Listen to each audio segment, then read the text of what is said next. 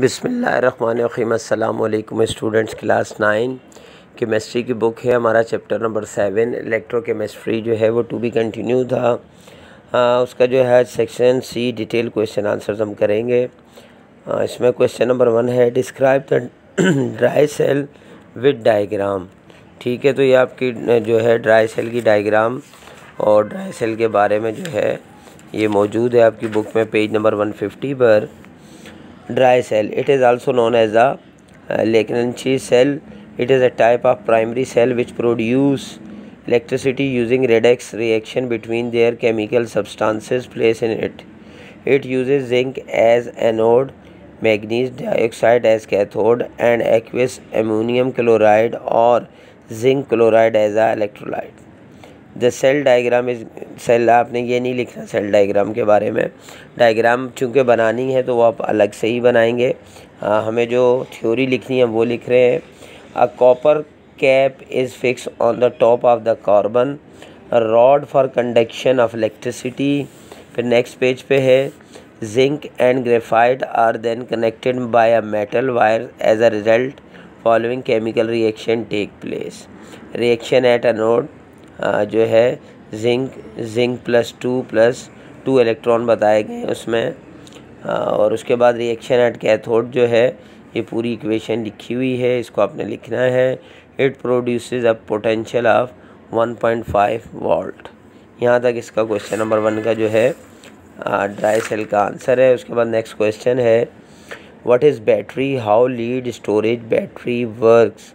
अब इसमें एक क्वेश्चन में 2 क्वेश्चन है। पहले बताना है बैटरी क्या है और फिर ये बताना है कि जो लीड स्टोरेज बैटरी है वो किस तरह से उसकी लीड जो है वो काम करती है।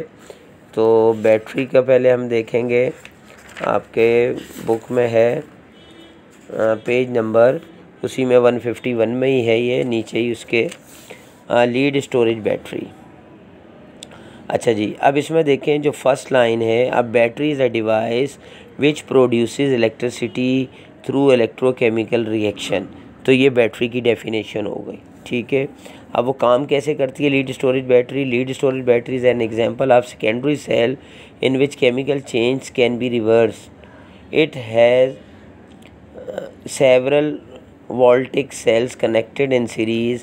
It contains lead plates which serve as anode and lead oxide which act as cathode. These electrodes are immersed in electrolytic solution of dilute sulfuric acid. Chemical change during charging and discharging process can be shown है।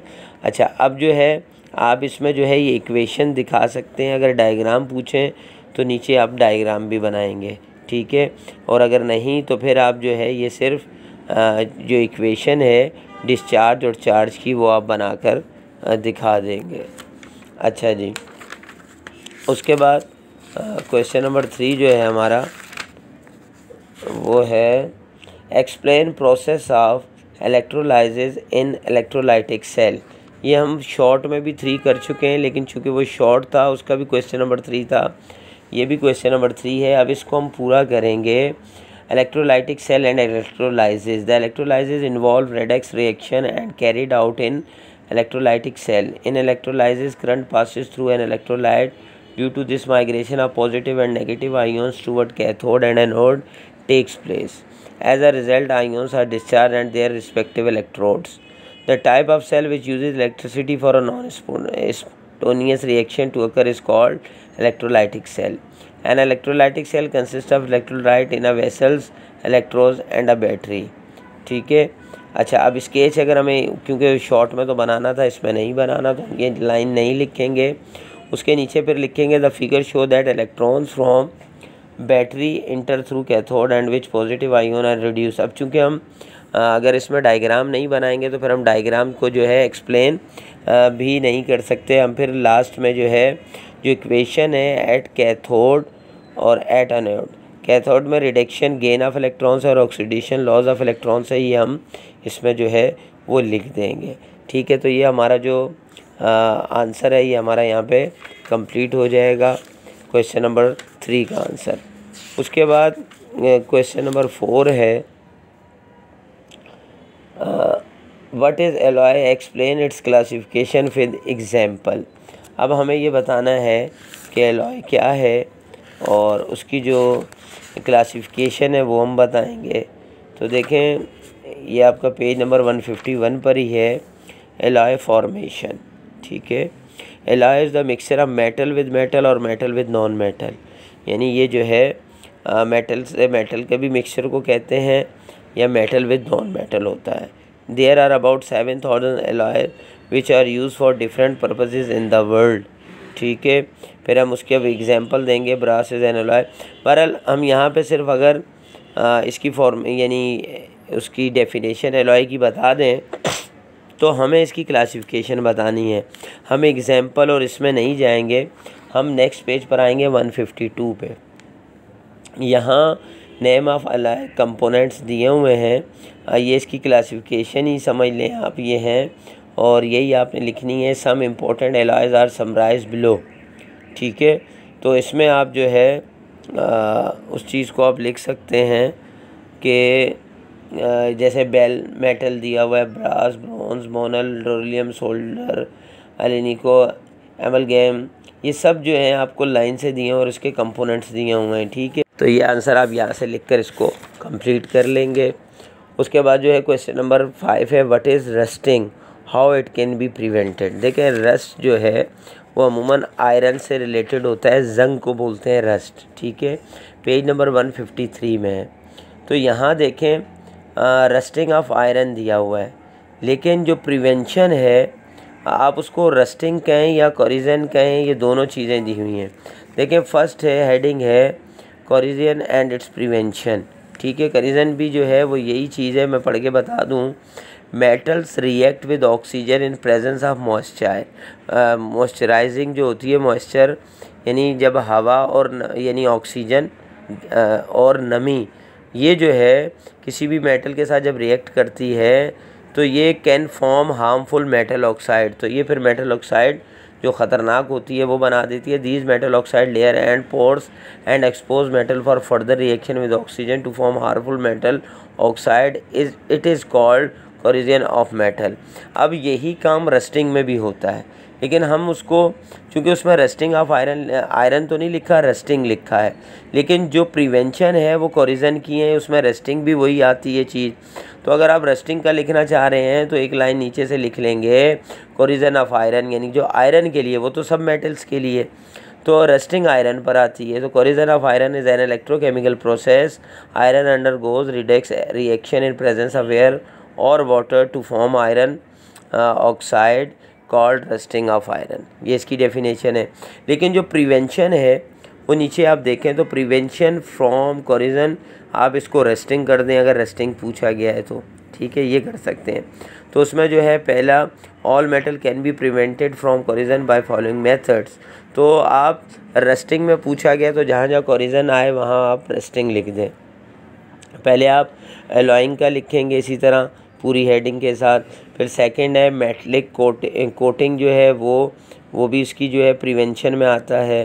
फिर third है cathodic protection, और फिर next page पर आएंगे तो coating with paint. तो यहाँ पे जो लास्ट वर्ड है हमारा केमिकल एजेंट तक, ये हमारा आंसर क्वेश्चन नंबर 5 का कंप्लीट हो जाएगा। उसके बाद 6 है what is electroplating, how steel object can be electroplated with tin, zinc and silver.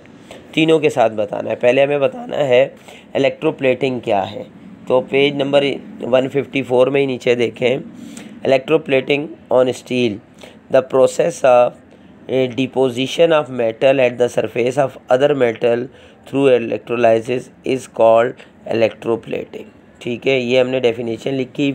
अब उसने 3 का पूछा था, टिन प्लेटिंग, वो नीचे दिया हुआ है, आपने पूरा बताना है इक्वेशंस के साथ।